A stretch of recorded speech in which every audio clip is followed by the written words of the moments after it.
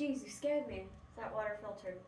What does that even mean? Well, you guys are about to find out what filtering is, arsenic is, where arsenic comes from, and why it's important to filter, and look into investing in testing your water. So what is arsenic? Well, I'm glad you asked. Who asked? Well, arsenic is a naturally occurring element found in the earth, and is commonly found underground in granite. Depending on where you live, you may have arsenic being distributed in bigger or smaller quantities. Here in New Hampshire, arsenic is quite a common occurrence, so regular testing is crucial. Well, that's not good. Our state is literally called the Granite State. It's quite toxic to humans, and some of the effects of arsenic are being consumed in high levels are nausea, vomiting, diarrhea, and last but not least, cancer. But as long as you're meeting the state standard of 5 parts per billion, you'll be okay. Visit the NIH Department of Environmental Services website to learn more. Yeah, that's definitely not a good thing.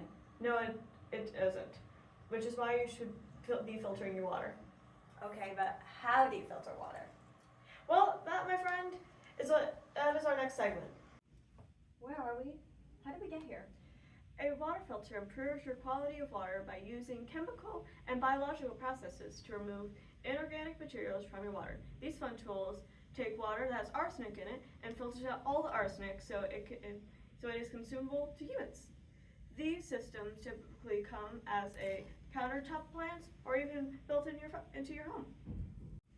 Under the water counter filters are installed under the sink and connects to the cold water system. When water enters the system, any sediments, rust, heavy metals, and organic compounds are forcefully removed. Countertop water filters sit right on top of your table and are fed water from your tap. The water filter inside will then take in all the water and, same as under the counter filters, forcefully remove all the contaminants from your water. Oh, okay, that makes a lot more sense. But how can you tell if it needs to be filtered? Isn't arsenic basically invisible to the human eye? That is what our next segment's about. What segment? You gotta stop doing that! What you'll need to have your water tested is a lab analysis on it, so you most likely will need to hire someone to do this. Send a water sample to your local laboratory for an analysis, and they will send you the results of what they find lurking in your water. This testing can be done on your own, but your local environmental health agency can guarantee more accurate results. Don't be afraid to get in touch if you have a testing kit sent right to you. Sounds easy enough. How much does it cost? It very much depends on where you live and who you have available to do this. But it can be either free or around $65 to $150. Your arsenic levels vary much depending on your geographic location and the lab you're working with. Additional costs can include personal services as well. Yeah, that's pretty expensive. Well, what would you rather risk?